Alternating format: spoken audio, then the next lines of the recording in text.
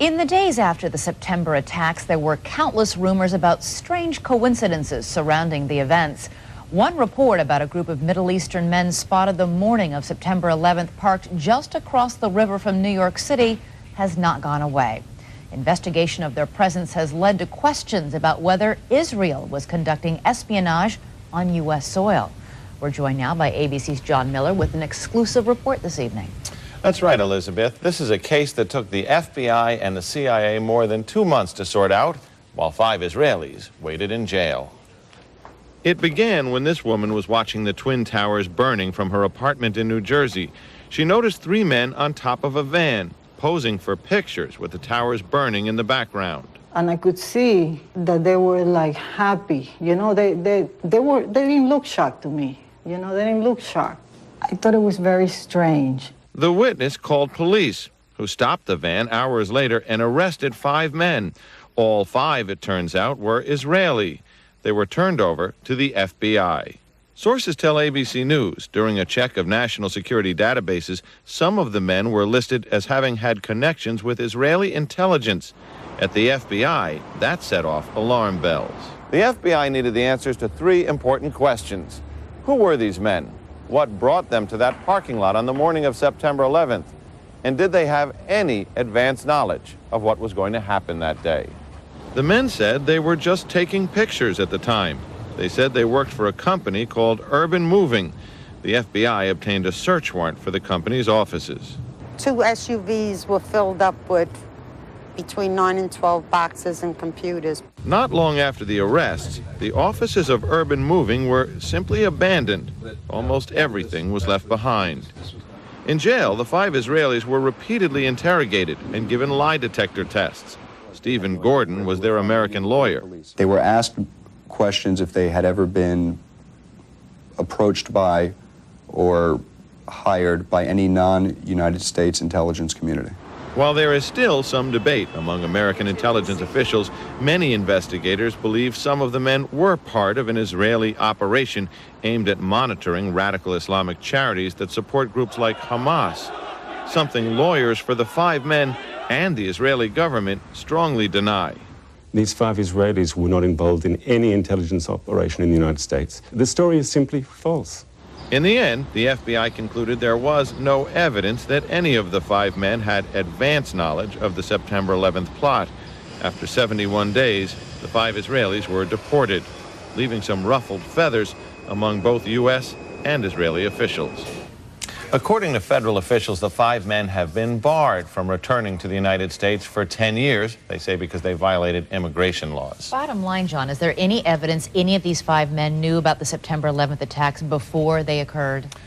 The FBI spent a great deal of time examining this question. It does not appear that they were in place taking pictures before the planes hit, but shortly thereafter. And they say they haven't uncovered evidence that any of these 5 men, and they did their backgrounds, they searched apartments, they telephone records and so on, had any advanced knowledge of the attack. And while the FBI or certain sources might believe that in fact they were Israeli intelligence, they don't believe that the U.S. was a target, that they were actually investigating Muslim groups? They believe if this was an intelligence operation by Israel, that it was focused on the Islamic groups and charities that raise money for groups that are considered by U.S. law enforcement and others terrorist groups.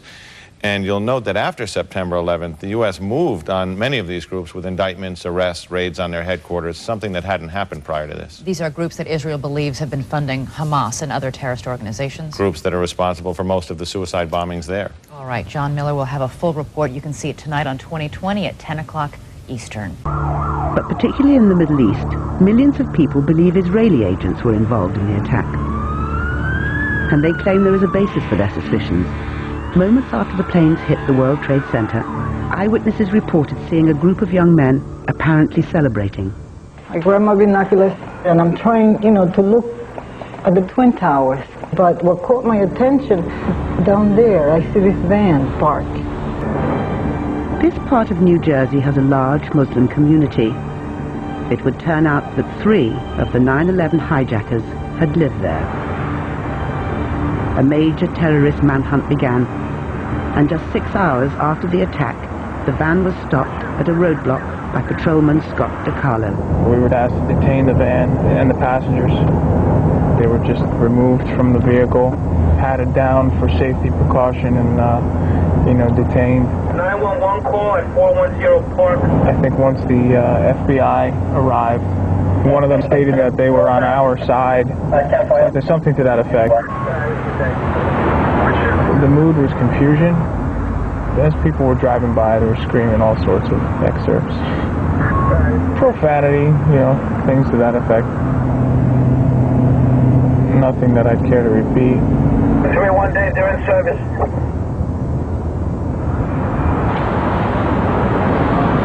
Over 2 months of interrogation began. The FBI discovered the men weren't from Al-Qaeda. They were Israelis. An enduring conspiracy theory began, that they were Israeli field agents who'd uncovered the 9/11 plot in advance. Israel had deliberately failed to warn the US authorities because it wanted to ensure that American public opinion was hostile to the Arab world. Channel 4 traveled to Israel and spoke to 3 of the 5 men arrested that day to hear their side of the story. One of the neighbors gave a call to the feds and tell there is a white van with 5 Arab people. As you see, I'm blonde, blue eyes. And he said there is a bomb in a white van. He gave the number, 5 Arab people, and they're on the way to Manhattan to make a suicide. I was the driver. The policeman took his gun and put it in my head. But I told them that I'm just a tourist from Israel, I'm Jewish. And he told me, don't talk, if you talk I'm going to shoot you.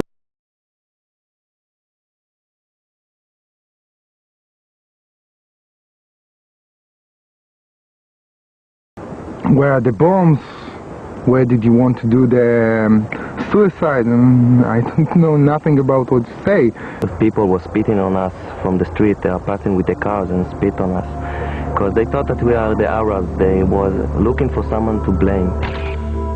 A passerby took these photos of the police searching the van. 5 men were inside it. Some had dual nationalities and were carrying more than 1 passport. Others had flight tickets to leave the US within days. Fearing robbery, one had over $4,000 hidden in a sock. They were ripping things, they took the camera, they were screaming at us all that time. Put your head into the ground or we were gonna shoot you. They told interrogators they were working for Urban Moving, a shipping and storage firm run by an Israeli businessman who often employed Israeli students without work permits. The men say there was an innocent explanation for what was found in the van and their behavior on 9/11. They were, they say, simply on a working holiday. We heard in the news that one of the plane was crashing down the building, and we thought it was an accident at the beginning. So we went up to the roof of Urban Moving, and we saw the building burning. There is a better view from a building in Jersey that is up a hill, straight line to the World Trade Center. We decided to go up there. It's like 2-3 minutes from the office. Stand over there and take some pictures. Everyone wants pictures like this in his camera. And I see 3 guys on top of the van. They seemed to be taking a movie, and I could see that they were like happy. They're laughing. They didn't look shocked to me. Their boss at Urban Moving, Dominic Suter, was questioned by the FBI, but then disappeared back to Israel. It left lots of unanswered questions and fueled suspicion about the 5 men. Investigators seized the firm's computers, and the investigation took on a new urgency with multiple lie detector tests. They continued to ask, did you know the terrorists? Did you know where they flew from? Did you know what they were supposed to do? And the answer all the time is no, I don't know even what you talk about. The FBI wasn't satisfied. Channel 4 has learned from intelligence sources that some of the men's names were already known to American counterintelligence. Paul Kurtzberg admitted serving in an Israeli army anti-terrorist unit. He refused to take a lie detector test for 10 weeks. I was serving in a special unit in the army, and it's not a big secret or something like that. But there are things that I have to keep to myself as loyal to my country. The story that the feds build is a very good story. when you hear their story, you start even to believe it inside. Okay, maybe I'm a spy. I'm sure that I'm not, but the story is so good, so maybe I am. Yuval Aviv is a counter-terrorism advisor to the US Congress, but was once a spy for Israel's secret service Mossad. He says Urban Moving was a front company for Israeli intelligence, and that some of its workers were spying illegally in the US.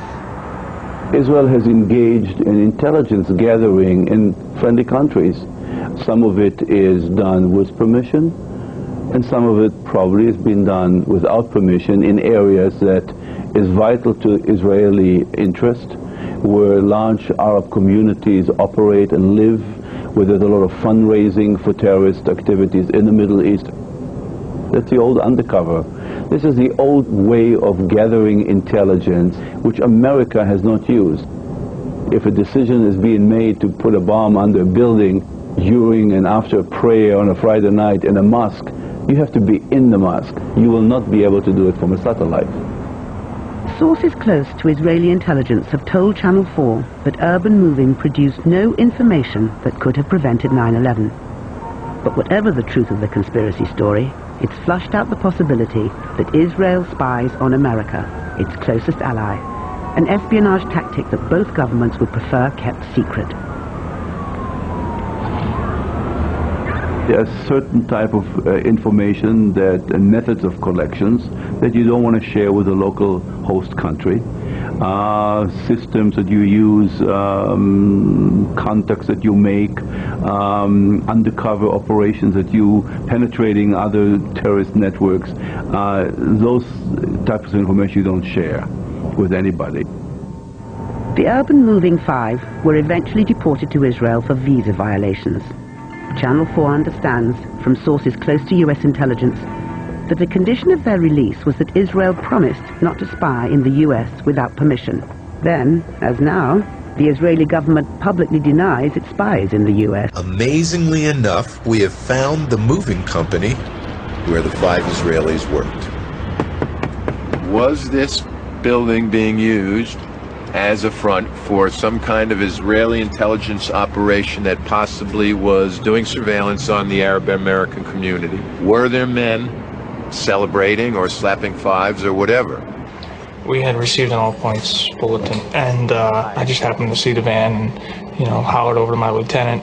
I think that could be the van. We checked it out, and it was. We were all on edge, obviously, so I really wasn't looking to make friends with these people, and neither were the officers that I were with. Once we started talking to them, they were pretty much like, hey, we're not against you, we're with you.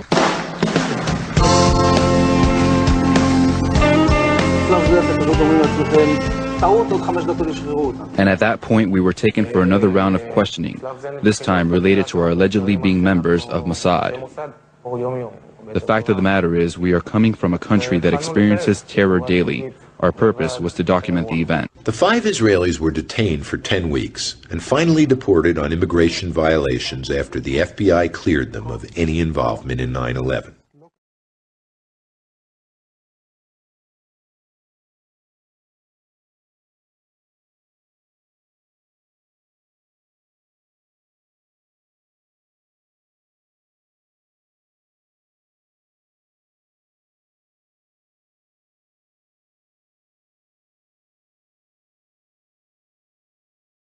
Two buildings. Wow. I'll tell you something. I think I already told you this, by the way. That the 1 week before, the World Center, World Trade Center, those 2 great edifices of tremendous architecture, they were destroyed. In such a way that nobody still understands what happened. How come they were brought down in such a massive way? 1 week before, one of the great rabbis in Israel, Hasidic rabbi, an Admor, he came to visit the square Rebbe in Square, New Square. And he came with some people, some of his disciples in the car. They prayed mincha with minyan in front of everybody passing in Manhattan. Where? Right there, near the World Center. After he finished the davening, the prayer, he said, say bye-bye to those buildings because you are not going to see them no more. I mean, it's unbelievable. I wrote a book in 1995, and I said that if the West doesn't wake up to the suicidal nature of militant Islam, the next thing you'll see is the militant Islam is bringing down the World Trade Center.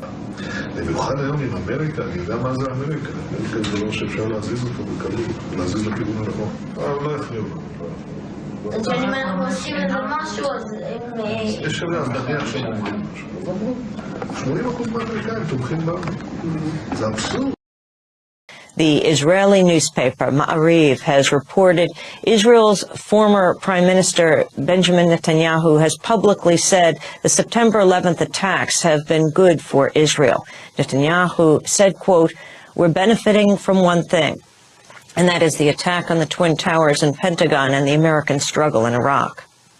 End quote. Netanyahu then reportedly said these events, quote, "swung American public opinion in our favor."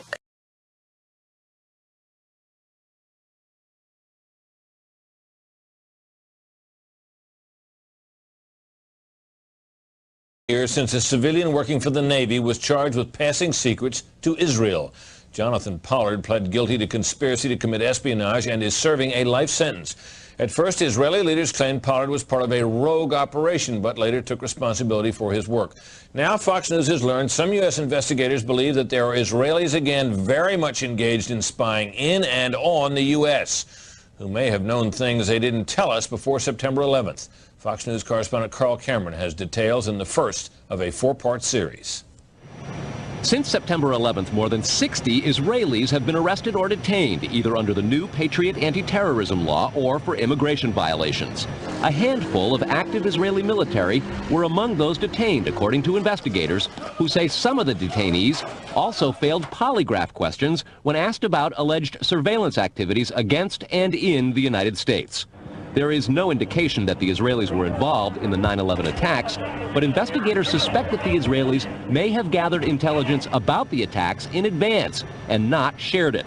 A highly placed investigator said there are, quote, tie-ins, but when asked for details, he flatly refused to describe them, saying, quote, "Evidence linking these Israelis to 9/11 is classified. I cannot tell you about evidence that has been gathered. It's classified information."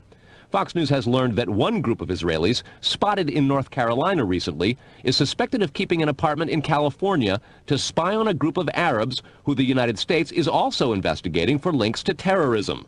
Numerous classified documents obtained by Fox News indicate that even prior to September 11th, as many as 140 other Israelis had been detained or arrested in a secretive and sprawling investigation into suspected espionage by Israelis in the United States. Investigators from numerous government agencies are part of a working group that's been compiling evidence since the mid-90s. These documents detail hundreds of incidents in cities and towns across the country that investigators say, quote, may well be an organized intelligence gathering activity. The first part of the investigation focuses on Israelis who say they are art students from the University of Jerusalem and Bezalel Academy. They repeatedly made contact with U.S. government personnel, the report says, by saying they wanted to sell cheap art or handiwork. Documents say they, quote, targeted and penetrated military bases, the DEA, FBI, and dozens of other government facilities, and even secret offices and unlisted private homes of law enforcement and intelligence personnel. The majority of those questioned, quote, stated they served in military intelligence, electronic surveillance intercept, and/or explosive ordnance units. Another part of the investigation has resulted in the detention and arrests of dozens of Israelis at American Mall kiosks, where they've been selling toys called Puzzle Car and Zoomcopter. Investigators suspect a front. Shortly after the New York Times and Washington Post reported the Israeli detentions last month, the carts began vanishing. Zoomcopter's webpage says, we are aware of the situation caused by thousands of mall carts being closed at the last minute. This in no way reflects the quality of the toy or its saleability. The problem lies in the operator's business policies. Why would Israelis spy in and on the U.S.? A General Accounting Office investigation referred to Israel as Country A and said, quote, according to a U.S. intelligence agency, the government of Country A conducts the most aggressive espionage operation against the U.S. of any U.S. ally.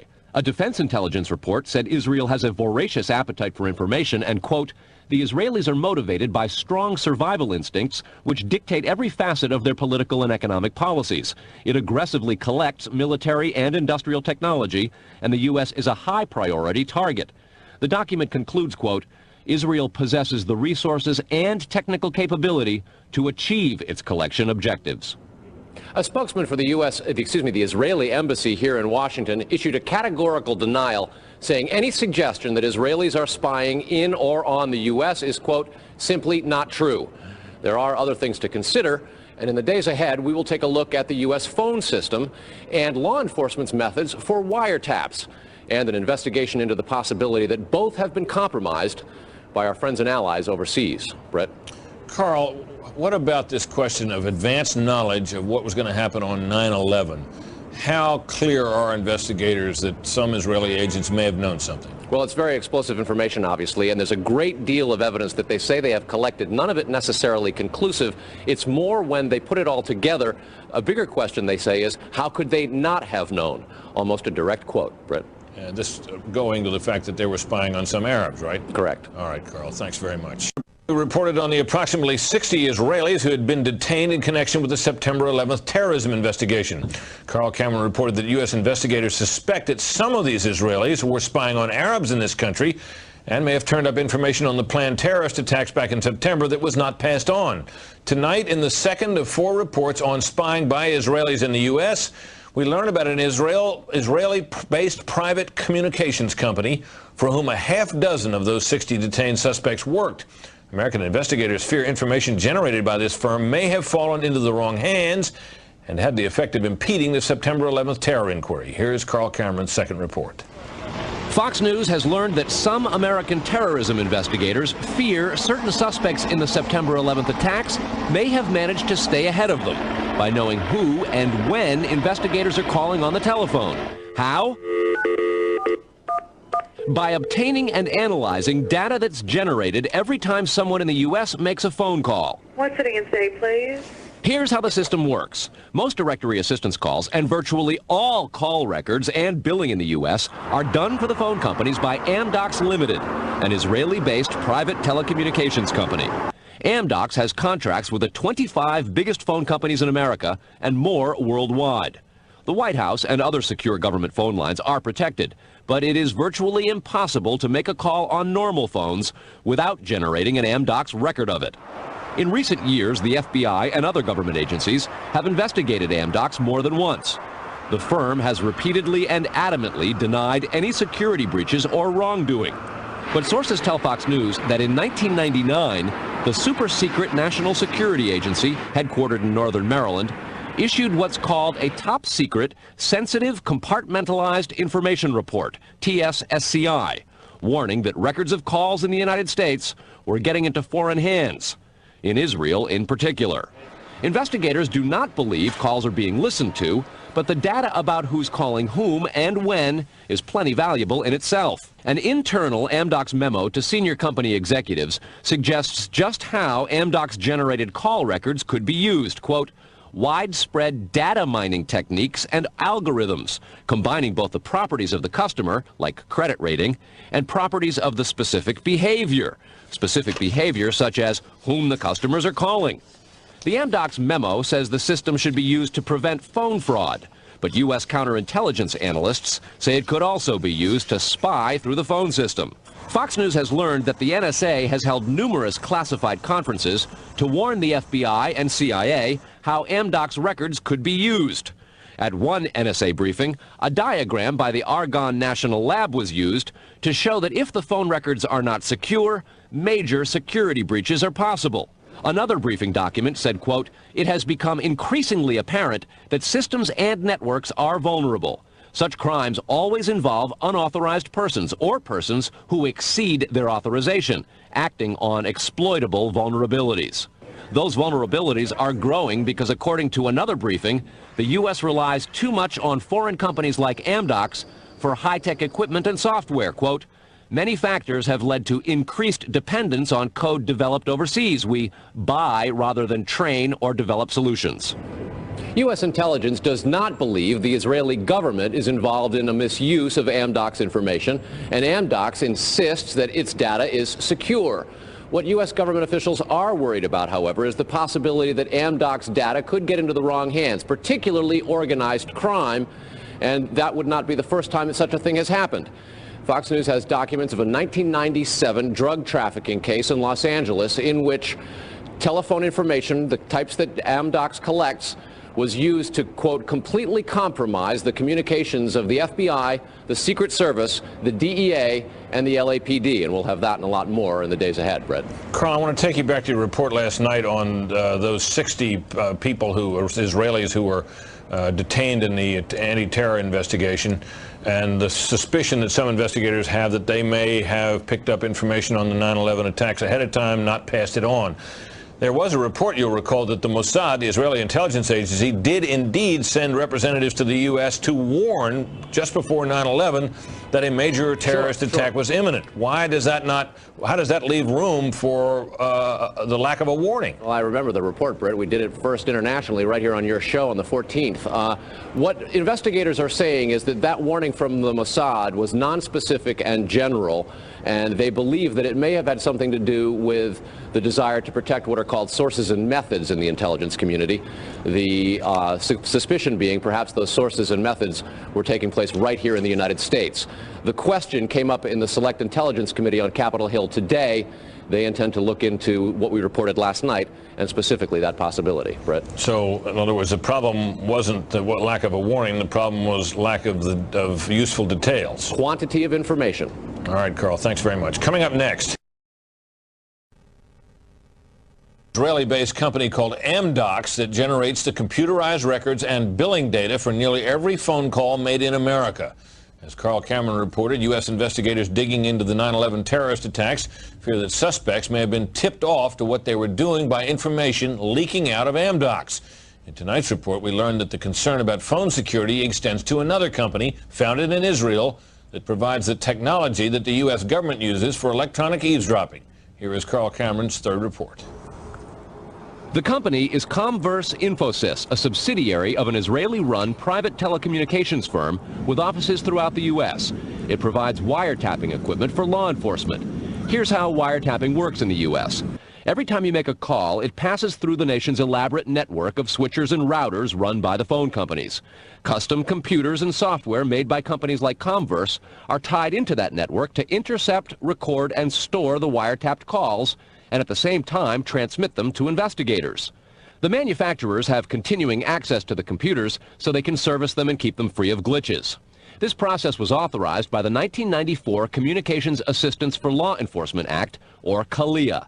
Senior government officials have now told Fox News that while CALEA made wiretapping easier, it has led to a system that is seriously vulnerable to compromise and may have undermined the whole wiretapping system. Indeed, Fox News has learned that Attorney General John Ashcroft and FBI Director Robert Mueller were both warned October 18th in a hand-delivered letter from 15 local, state, and federal law enforcement officials who complained that, quote, law enforcement's current electronic surveillance capabilities are less effective today than they were at the time CALEA was enacted. Comverse insists the equipment it installs is secure, but the complaint about this system is that the wiretap computer programs made by Comverse have in effect a back door through which wiretaps themselves can be intercepted by unauthorized parties. Adding to the suspicions is the fact that in Israel, Comverse works closely with the Israeli government and under special programs gets reimbursed for up to 50% of its research and development costs by the Israeli Ministry of Industry and Trade. But investigators within the DEA, INS, and FBI have all told Fox News that to pursue or even suggest Israeli spying through Comverse is considered career suicide. And sources say that while various FBI inquiries into Comverse have been conducted over the years, they've been halted before the actual equipment has ever been thoroughly tested for leaks. A 1999 FCC document indicates several government agencies expressed deep concerns that too many unauthorized, non-law enforcement personnel can access the wiretap system. And the FBI's own nondescript office in Chantilly, Virginia, that actually oversees the CALEA wiretapping program, is among the most agitated about the threat. But there is a bitter turf war internally at FBI. It is the FBI's office in Quantico, Virginia, that has jurisdiction over awarding contracts and buying intercept equipment. And for years, they've thrown much of the business to Comverse. A handful of former U.S. law enforcement officials involved in awarding Comverse government contracts over the years now work for the company. Numerous sources say some of those individuals were asked to leave government service under what knowledgeable sources call troublesome circumstances that remain under administrative review within the Justice Department. And what troubles investigators most, particularly in New York in the counterterrorism investigation of the World Trade Center attack, is that on a number of cases, suspects that they had sought to wiretap and surveil immediately changed their telecommunications processes. They started acting much differently as soon as those supposedly secret wiretaps went into place. Brett? Carl, is there any reason to suspect in this instance that the Israeli government is involved? No, there's not, but there are growing instincts and an awful lot of law enforcement officials in a variety of agencies who suspect that and have begun compiling evidence and a highly classified investigation into precisely that possibility. Brett? All right, Carl, thanks very much. On a long-standing government espionage investigation, federal officials this year have arrested or detained nearly 200 Israeli citizens suspected of belonging to a, quote, organized intelligence gathering operation. The Bush administration has deported most of those arrested after September 11th, although some are in custody under the new anti-terrorism law. Cameron also described an investigation into the possibility that an Israeli firm generated billing data that could be used for intelligence purposes, and described concerns that the federal government's own wiretapping system may be vulnerable. Tonight, in part 4 of the series, we'll learn about the improbable roots of the probe, a drug case that went bad 4 years ago in L.A. Los Angeles, 1997. A major local, state, and federal drug investigation sours. The suspects? Israeli organized crime, with operations in New York, Miami, Las Vegas, Canada, Israel, and Egypt. The allegations?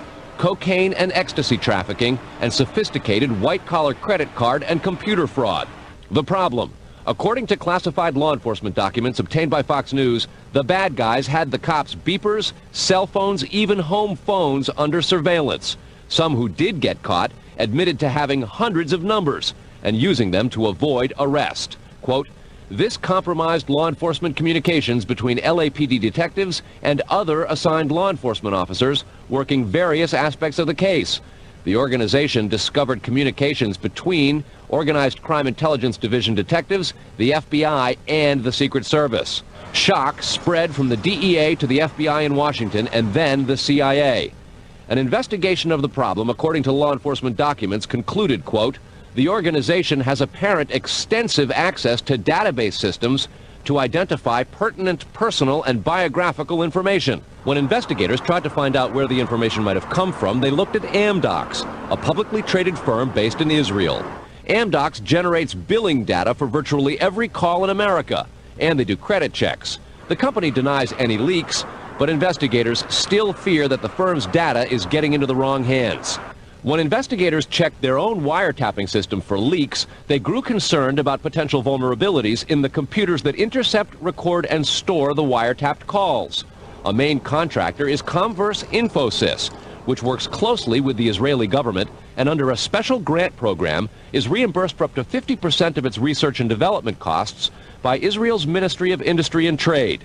Asked this week about another sprawling investigation and the detention of 60 Israelis since September 11th, the Bush administration treated the questions like hot potatoes. I would just refer you to Department of Justice with it. I'm not familiar with the report. I'm aware that some Israeli citizens have been detained. With respect to why they are being detained and the other aspects of your question, whether it's because they are in intelligence services or what they were doing, I will defer to the Department of Justice and the FBI to answer that.